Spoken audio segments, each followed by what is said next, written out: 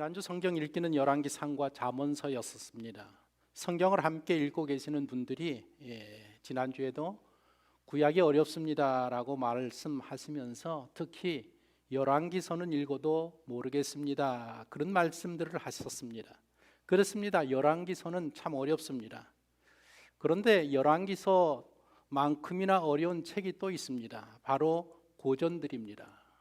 고전들은 제목은 유명해도 읽지 않는 책으로 이렇게 어려움을 표하고 있습니다.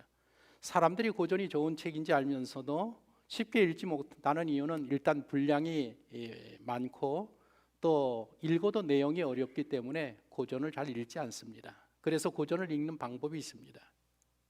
예를 들면 호메로스의 서사시 일리아스를 읽는다고 생각하면 먼저 일리아스에 대한 이 책에 대해서 설명하는 간단한 아티클, 그러니까 논문이나 논설이나 기사나 한 두세 개 정도를 이 책이 무엇을 말하는지 또 어떤 주제를 말하는지 아티클을 통해서 먼저 파악하고 이 일리아스를 읽으면 고전을 쉽게 읽어 나갈 수 있습니다. 그게 하나의 방법입니다.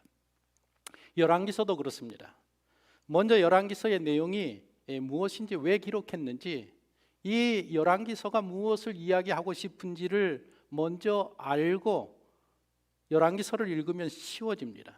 열왕기서는 전체 세 부분으로 되어 있습니다. 솔로몬의 이야기가 있고, 두 번째로 여로보암과 아합의 이야기가 있고, 마지막 부분에 이스라엘이 망하는 이야기를 기록해 놓았습니다.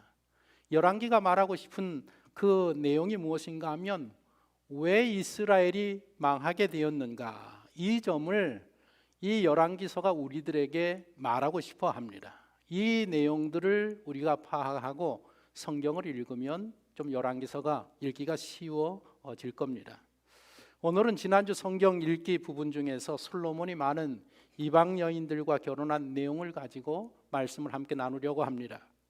제가 설교 제목을 비극적 선택이라고 잡아보았습니다. 셰익스피어의 4대 비극이 있습니다. 햄릿, 오셀로, 리어 왕, 맥베스. 성경에도 이 셰익스피어의 4대 비극에 견줄 만한 많은 비극들이 이 성경에 기록되어 있습니다. 그런데 그 중에 최대의 비극은 솔로몬 이야기가 아닌가 생각이 됩니다.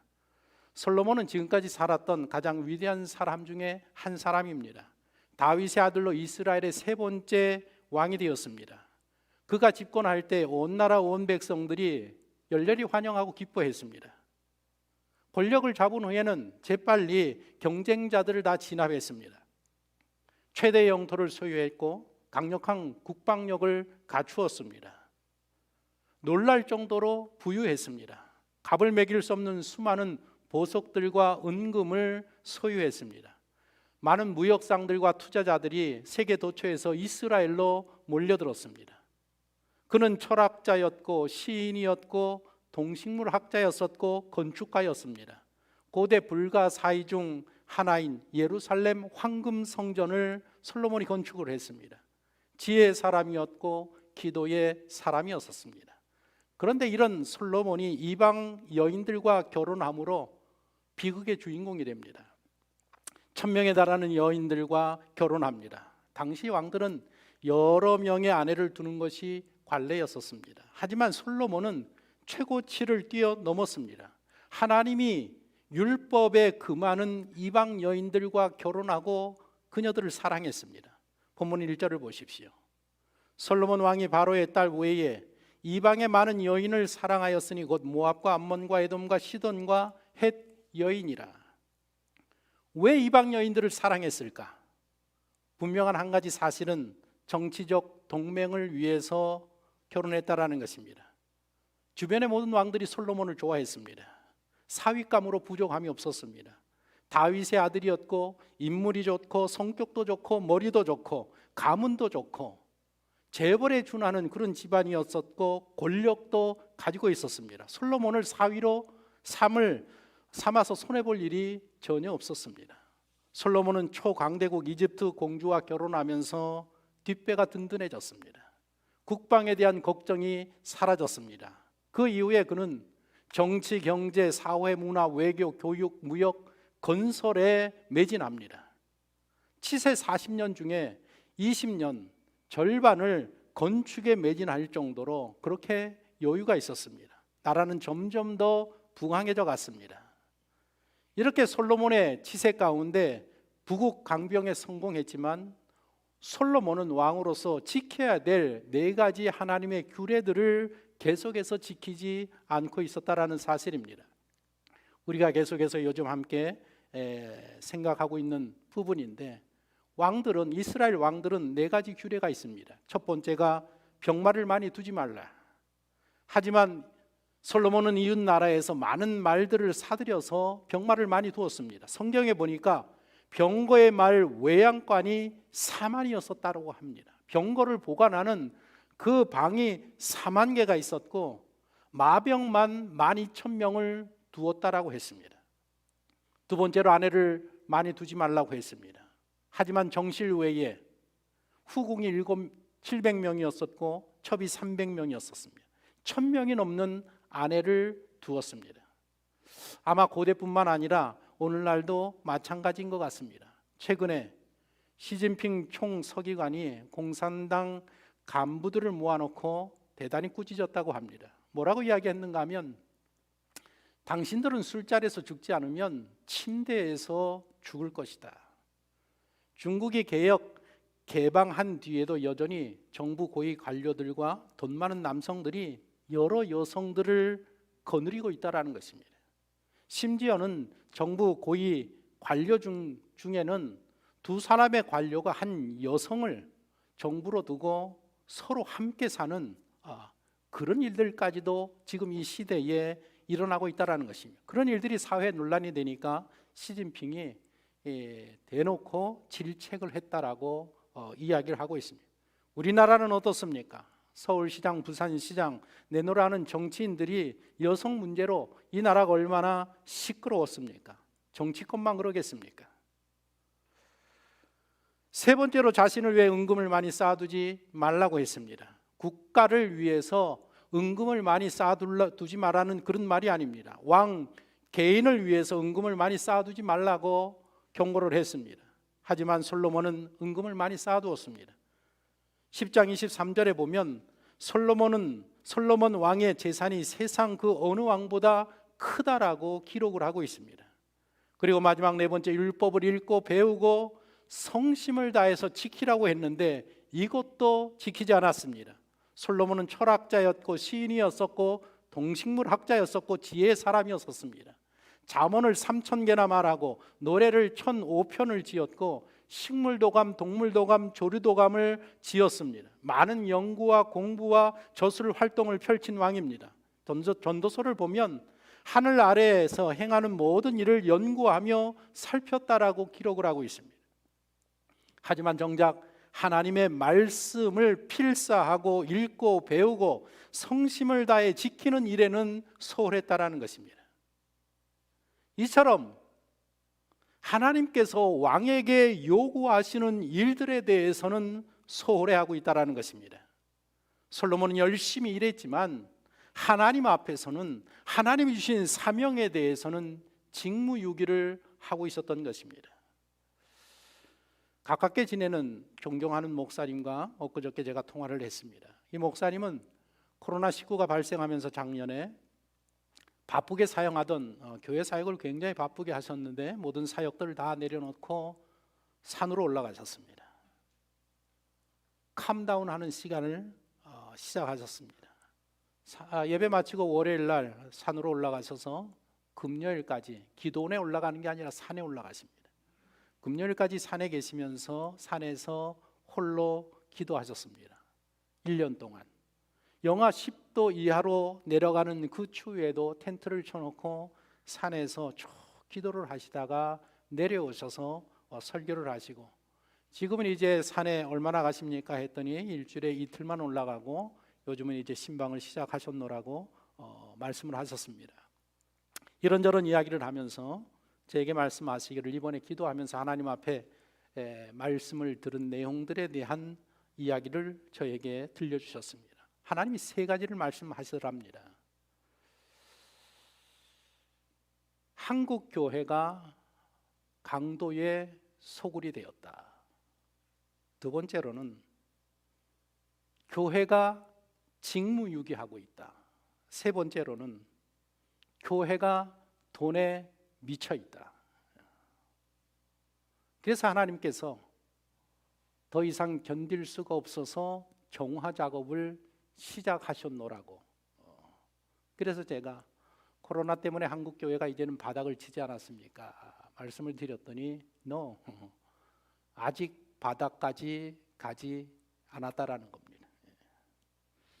오늘날 우리 성도들과 목회자들과 한국 교회가 하나님 앞에서 직무유기하고 있습니다. 그것처럼 하나님 앞에서 솔로몬은 왕으로서 직무유기죄를 범하고 있었다라는 것입니다. 구약의 이스라엘은 보통 국가들과는 다른 나라입니다. 제사장 나라로 선택받은 나라입니다. 전 인류를 대표해서 하나님 앞에 서 있는 나라가 이스라엘입니다. 거룩하지 못한 세상 속에서 특별히 뽑혀서 거룩히 구별된 나라입니다. 하나님의 율법에 세워져서 거룩한 사회를 건설해야 될 그런 나라입니다. 세상의 모든 나라의 모델이 되어야 한 나라였었습니다. 그래서 솔로몬의 사명은 이스라엘을 그런 제사장의 나라로 세우는 것이 가장 큰 사명이었었습니다. 정치, 경제, 사회, 문화, 외교, 문화, 무역, 건설보다도 더 중요한 것이 거룩한 사회로, 거룩한 나라로 세우는 일이 왕으로서 해야 될 일이라는 것입니다. 말씀 위에 세워진 제사장 나라로 세워야 했었습니다. 하지만 솔로몬의 치세에 그 나라는 부강한 나라가 되었지만 사회는 부패하였고 백성들의 신앙은 타락하고 말았습니다. 부패와 타락은 하룻밤 사이에 일어나는 일이 아닙니다. 개인이나 사회나 국가나 부패와 타락은 하룻밤 사이에 일어나는 것이 아닙니다. 우리나라를 보십시오. 6.25로 모든 것을 잃고 모든 것이 무너졌습니다. 인천 상륙작전을 지도하던 메가더 장군조차도 우리나라를 보면서 이 나라는 다시 일어나기 어려운 나라다라고 이야기했다고 하지 않습니까? 모두가 가난했고 의식주 문제를 해결하지 못했습니다. 그래서 외국의 원조로 근근히 살아왔습니다. 그렇게 가난했던 시절 먹지 않고 쓰지 않고 열심히 살아서 개발도상국에 올라섰습니다. 좀 살만해져 가면서 국민 모두가 더 열심히 노력하고 더 열심히 살았습니다. 그래서 마침내 한강의 기적을 이뤄냈습니다. 경제대국이 되었습니다. 경제적으로 물질적으로 풍족해지면서 우리나라에 차들이 넘쳐나게 되고 부동산 가격이 오르기 시작하고 첨단 기술을 가진 그런 나라로 발전하게 되었습니다. 그러자 사람들이 물질의 가치를 더 중시하면서 물질을 숭배하는 사회로 떨어지기 시작했습니다. 사람들이 물질을 숭배하게 되면서 사치와 허영과 권력을 추구하는 그런 사람들이 되어갔습니다.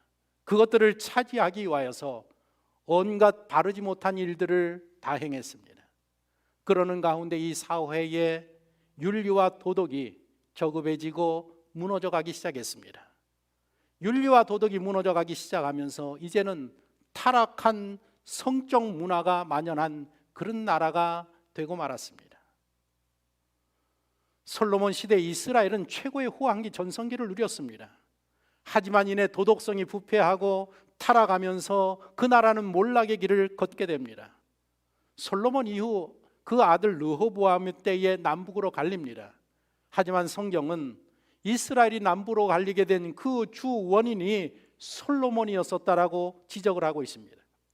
11장 11절을 보면 내가 내 언약과 내가 내게 명령한 법도를 지키지 아니하였으니 내가 반드시 이 나라를 내게서 빼앗아 내 신하에게 주리라. 하나님이 솔로몬에게 하시는 말씀입니다.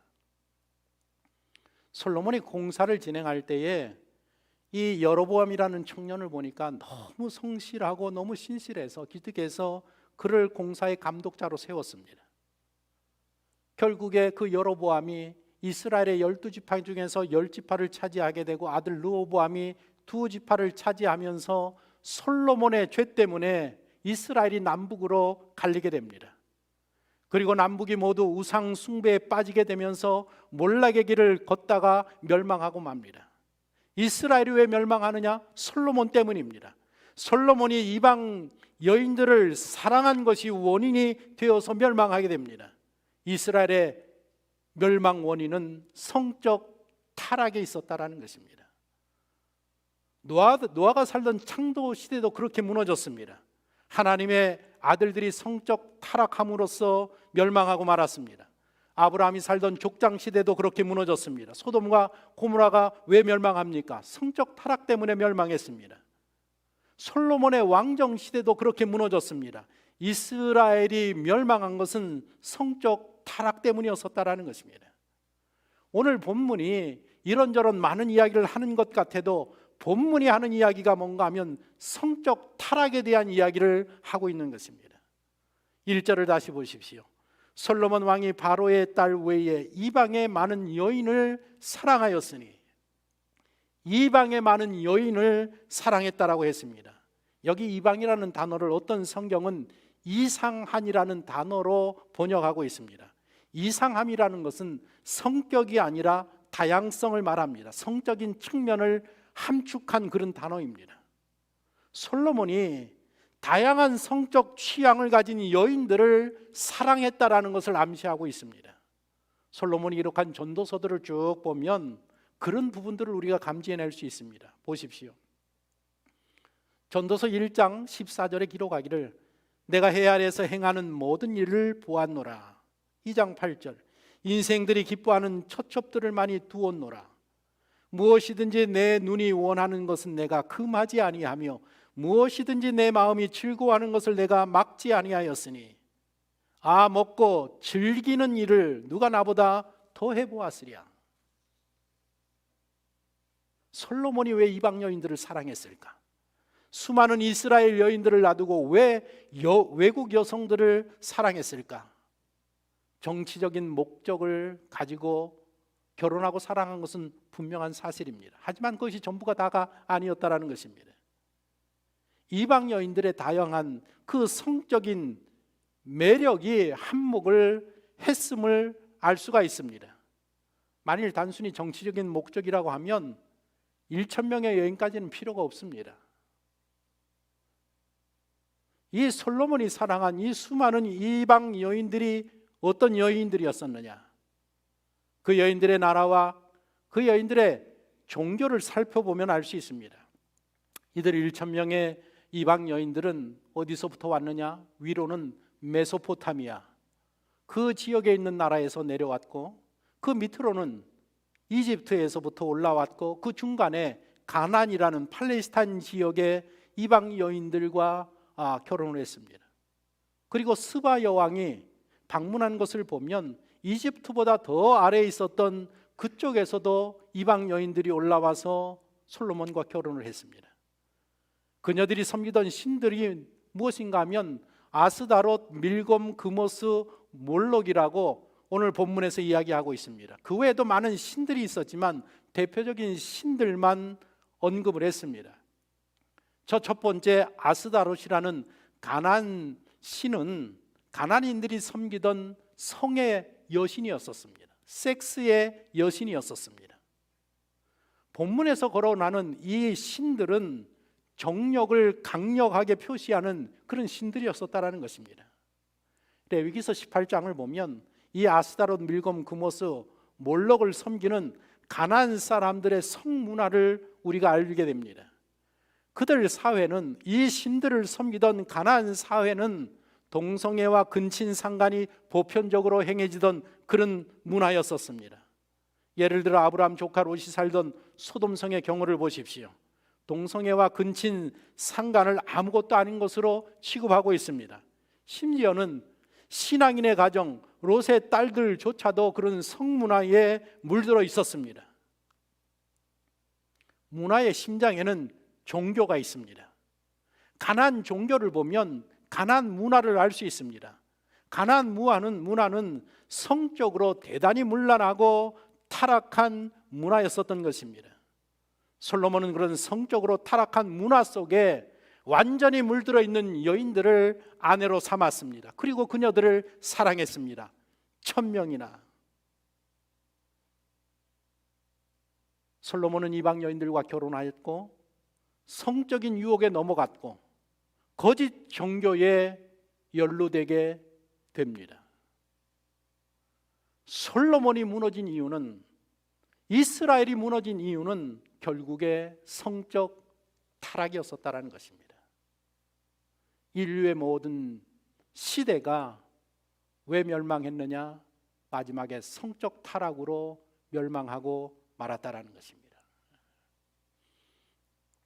설교가 좀 길어질 것 같아서 제가 고민하다가 솔로몬과 스바 여왕 중에서 2분 30초짜리 이렇게 가나안 종교가 어떤 종교인지 그 영화 속에서 이렇게 잘라냈습니다. 잠깐 한번 보시겠습니다. 2분 30초짜리입니다.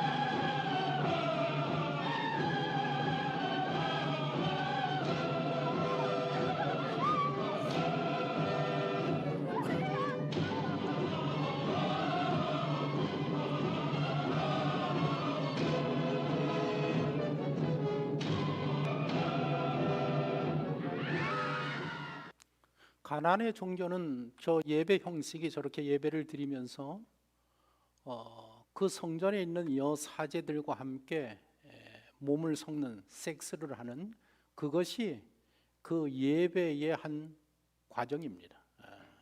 얼마나 부패하고 얼마나 타락한 종교인지를 우리는 알 수 있고, 그래서 하나님께서 가나안의 종교에 대해서 레위기에서 아주 자세하게 그 문화를 소개하면서 너희는 절대로 그렇게 해서는 안 된다라고 이야기하고 있는 것입니다. 우리가 사는 이 시대를 포스트 모던 시대라고 합니다. 포스트 모던 시대는 진리를 부인하는 시대.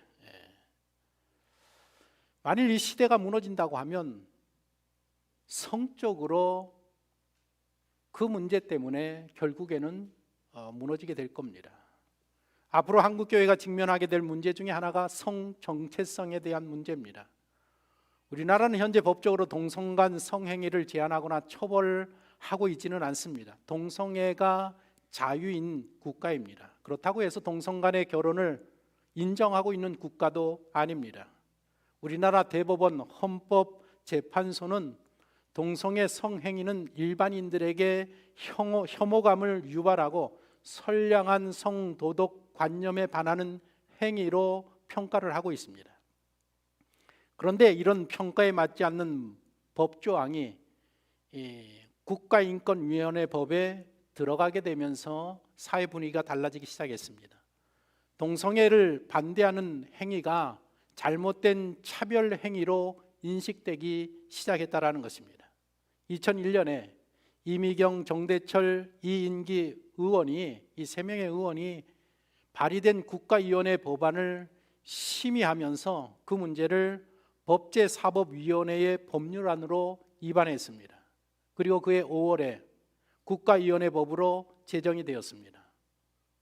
그래서 이때부터 우리나라의 동성 간의 성행위는 더 이상 선량한 성도덕에 반하는 행위가 아닌 것으로 인식되기 시작을 했습니다. 2017년, 지금으로부터 3년 전에 한국갤럽이 한국 국민 의식을 조사한 결과입니다. 동성애자도 일반인과 동일한 취업 기회를 가져야 된다라고 90%의 국민이 생각을 합니다. 동성애는 사랑의 한 형태라고 56%가 우리 국민이 그렇게 인정을 했습니다. 동성 간 결혼할 수 있다라고 국민의 34%가 3년 전에 그런 생각을 가졌습니다. 그리고 그 다음에 한국행정연구원에서 사회통합 실태를 조사를 했습니다. 그때에 2018년에 동성애자를 받아들이겠다라는 것이 우리나라 국민의 과반수를 넘기 시작했습니다. 동방예의지국으로 불리던 우리나라 문화가 가나안 문화화 되어져 가고 있다는 것입니다. 이미 유럽의 문화는 그렇게 넘어갔고 미국의 문화도 그렇게 지금 열심히 넘어가고 있는 중입니다. 현재 미국 캘리포니아 공립학교에서는 성교육 문제가 확산되어져 가고 있습니다. 미국의 2015년에 AB 329라는 그 법안이 통과가 되면서 그때로부터 캘리포니아 내의 모든 공립학교에서 동성애자, 양성애자, 성전환자에 대해서 학교에서 가르치는 것이 의무화되었습니다. 아이들이 초등학교 공립학교에 가면 이런 내용을 가르칩니다. 성별 규정을 이렇게 가르칩니다. 날 때부터 정해진 남자와 여자라는 성별 규정은 가짜다. 자신을 스스로 시험해 가면서 진짜 성적 성향을 찾아가야 된다. LGBT, 성소수자를 합쳐서 부르는 말인데 레즈비언, 게이, 양성애자, 트랜스젠더를 합친 단어가 LGBT입니다. 여기에 대해서 트랜스젠더에 대해서 이렇게 교육을 시킵니다. 성전환자는 성전환 수술을 받는 사람이 아니라 내 몸은 남자이지만 생각이나 내면이 여자라고 생각하면 모두 성전환자다. 유치원에 아이들이 가면 유치원에서 아이들에게 이렇게 가르칩니다. 성전환은 괜찮은 것이며 성 정체성은 남녀 두 가지만 있는 것이 아니라 다양하다. 캘리포니아에 가서 사람을 남성과 여성과 중성 세 가지로 분류하면 그 사람은 아주 구태의연한 사람으로 취급받습니다. 옛날 사람으로. 사람은 이제 남성, 여성, 중성이 아니라 셀 수 없이 많은 부류로 나눌 수 있다는 공식적으로 한 7개가 되고 성량은 100개 정도로 나누고 있습니다. 그래서 아이들이 공립학교에 가면 성교육 시간이 있는데 그 성교육 시간에 동성 간의 성관계 맺는 방법을 가르치고 교육하고 양성애와 학문 선교까지도 어린아이들에게 가르치고 있습니다. 의무입니다. 정신적인 학대에 대한 정의를 이렇게 가르치고 있습니다. 만일 교회나 가정에서 목회자나 부모가 어린아이들에게 성경의 내용들을 들어서 동성애 같은 것들은 죄라고 가르치면 그것은 그 아이에게 정신적인 학대를 가하는 일이 되기 때문에 만일 아이가, 자녀들이나 주위 사람들이 그 문제로 신고를 하면 처벌 대상이 됩니다. 앞으로 제가 이런 설교를 하면 교인 중에 설교를 듣다가 누가 신고를 하면 목사는 처벌받게 됩니다. 그날이 곧 오고 있습니다. 물론 미국 전역이 다 그런 것은 아닙니다. 몇 개 주에서는 다시 보수적인 운동이 일어나서 공립학교에서 성경을 가르쳐야 된다라는 법안이 통과가 되고 성경을 선택할 수 있는 주도 있지만 미국 전체로 보면 이미 대세는 가나안 문화로 넘어갔다라고 볼 수 있습니다. 지금 제가 말씀드린 이런 일들은 얼마 안 있어서 우리나라 대한민국의 공립학교에서 벌어질 일들입니다. 현재 한국교회 문제점들이 무엇이라고 여러분들 생각하십니까? 최근에 제가 들은 이야기인데 아마 60대 남성분으로 제가 알고 있는데 비신자입니다. 신앙생활하지 않는, 교회 다니지 않는 분입니다. 젊은이도 그렇지만 연세 많으신 분들도 요즘은 채팅을 많이 한다고 합니다. 채팅이라는 것은 인터넷에 들어가서 친구를 사귀는, 거기에 멈추는 게 아니라 채팅창에 들어가서 서로 만나는 사람들이 서로 눈이 맞으면 바로 잠자리를 같이 하는 그런 문화가 지금 우리나라에 대단히 확산되어 있습니다. 이분도 채팅을 하고 계시는데 그 채팅창에 많은 분들이 들어와서 서로 대화를 나누고 교제를 나누는데 거기에 놀랍게도 집사님들이 들어오시고 권사님들이 들어오시고 장로님들도 들어오시고 들어오셔서 실제로 눈이 맞아서 잠자리를 같이 하고 있다라는 것입니다. 그래서 그분은 대한민국의 기독교인을 인정하지 않습니다. 소수이겠지만, 그런 분들이 크리스찬 중에 소수이겠지만 어쨌든 간에 기독교인들 가운데에서도 그런 분들이 계시다라는 것입니다. 한국교회 문제가 무엇인가 하면 종교적인 위선, 도덕적인 부패, 사회적으로 불법을 행하는 일들이 오늘날 우리 교회의 문제입니다. 교회가 강도의 수골이 되고 말았습니다. 기독교에 대한 국민의 호감도가 3년 전에 9.5%였었습니다. 우리나라 국민에게 기독교에 대한 이미지가 무엇입니까? 라고 이야기하면 기독교는 이기적이고 물질 중심적이고 권위주의적이라고 생각을 하고 있습니다. 타락한 세상의 마지막 보루가 하나님의 자녀들이고 교회 공동체입니다. 교회가 무너지면 세상은 무너지게 되어 있습니다. 가나안의 타락한 성문화가 우리나라에 밀려오고 있는 이때에 그 모든 것들을 막아내는 마지막 보루가 교회이고 성도들이고 이 우리 공동체라는 것입니다. 솔로몬 지세 기간에 이스라엘은 최고의 호황기를 누렸습니다. 솔로몬 시대에 은은 돌같이 여고 백향목은 뽕나무처럼 많았다라고 기록을 하고 있습니다. 그런 시대가 되자, 물질적으로 풍요한 시대가 되자 사람들은 하나님을 버리고 만몬을, 물질을 신으로 섬기기 시작을 했습니다. 그러더니 더 나아가서 욕망과 쾌락의 신을 섬기기 시작했습니다. 왕으로부터 시작해서 일반 백성과 젊은이들과 청소년에 이르기까지 완전히 성적 타락에 물들고 말았다라는 것입니다. 사람들은 더 이상 하나님의 말씀을 진리로 생각하지 않았습니다. 사람들은 더 이상 하나님의 율법을 삶의 기준으로 생각하지 않았습니다. 이제는 다양한 성적 취향을 다 인정하고 그리고 성적으로 타락한 그런 문화와 그런 나라가 되고 말았다라는 것입니다. 지금 한국과 한국교회는 위기 앞에 서 있습니다. 경제 위기 앞에 서 있습니다. 인구 구조 변화 위기 앞에 서 있습니다.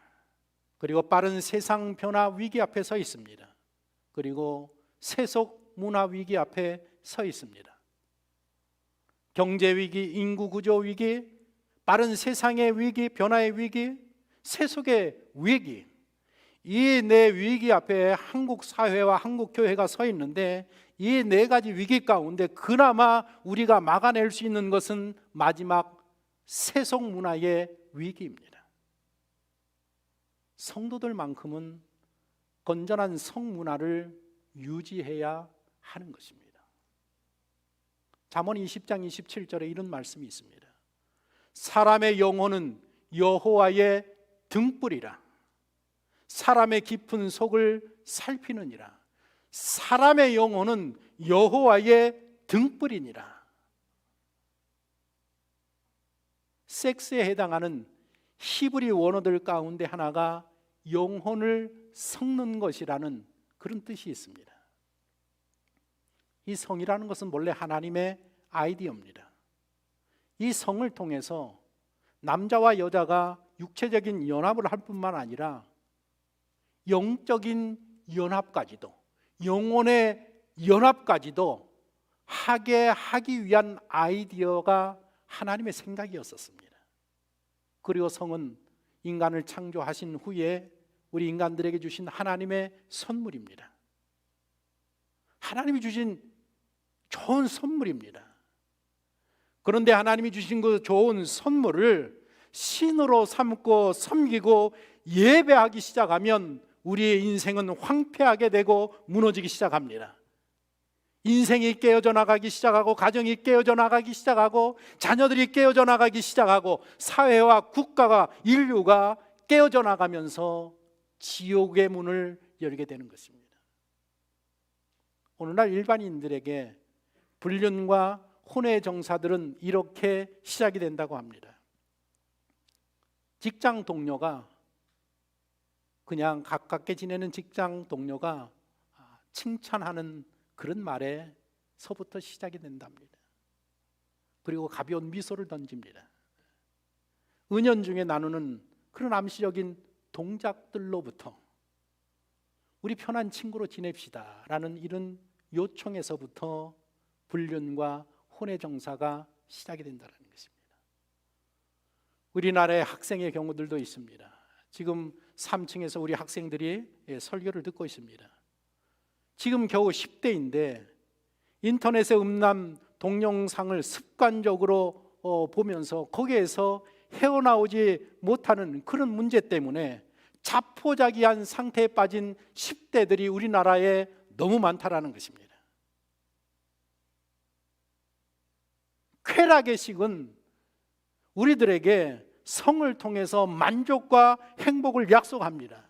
하지만 우리가 쾌락의 신을 예배하기 시작하면 그 쾌락의 신이 우리에게 만족과 행복이 아니라 고통과 파멸과 지옥의 문을 열기 시작합니다. 모든 것을 한순간에 잃고 맙니다. 우리 주위를 보십시오. 성적인 문제 때문에 모든 것을 한순간에 잃어버리는 사람들을 너무 많이 보고 있습니다. 직장을 잃어버리고, 배우자를 잃어버리고, 자녀를 잃어버리고, 자기 인생을 잃어버리고, 돈을 잃어버리고, 건강을 잃어버리고, 명예를 잃어버리고, 권력을 잃어버리고, 그리고 어떤 사람은 자기의 생명까지도 잃어버리고 있습니다.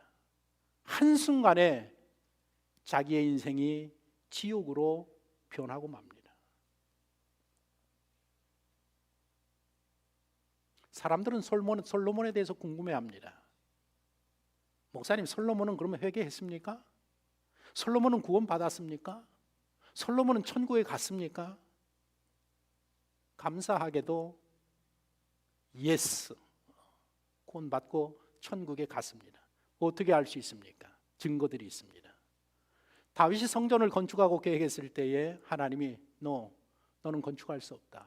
그러면서 네 아들이 할 수 있다, 솔로몬이 할 수 있다라고 이야기하면서 약속한 말씀이 있습니다. 사무엘하 7장 15절에 내가 내 앞에서 물러나게 한 사울에게서 은총을 빼앗은 것처럼 그에게서, 솔로몬에게서는 빼앗지는 아니하리라. 이 말씀이 뭔가 하면 솔로몬이 죄를 지어도 하나님이 그의 구원을 보증한다라는 그런 약속의 말씀입니다.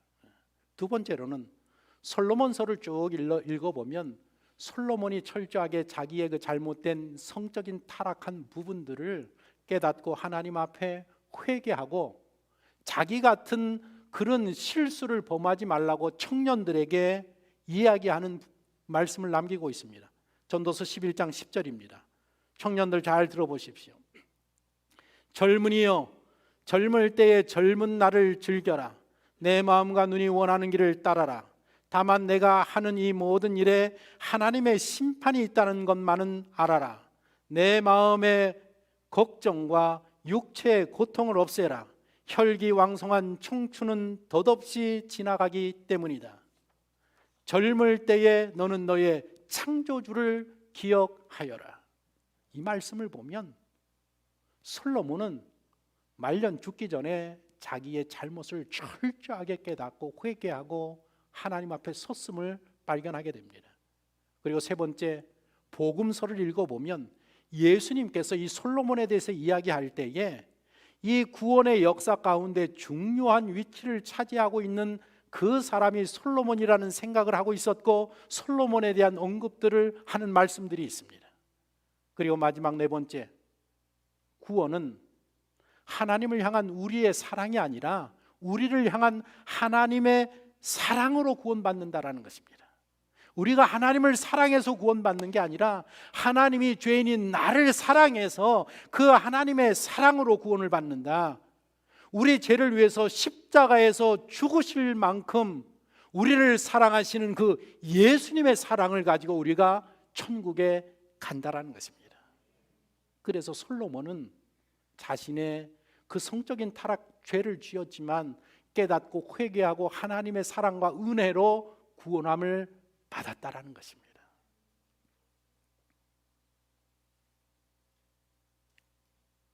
당신의 삶에서 성적 쾌락의 신을 제거하고 싶으십니까? 성적 쾌락의 신은 그냥 없앤다고 없어지고 사라지는 것이 아닙니다. 영적인 문제와 연관되어 있기 때문에 그렇습니다. 당신은 하나님과의 관계에서 무엇이 결여되어 있습니까? 하나님은 당신에게 실제적인 분이십니까?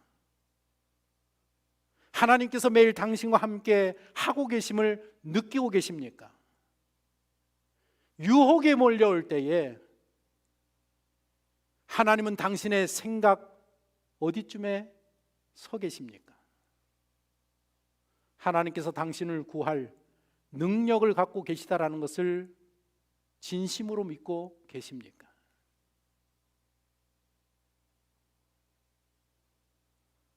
타락한 성적 문화가 물밀듯이 밀려오는 이 시대에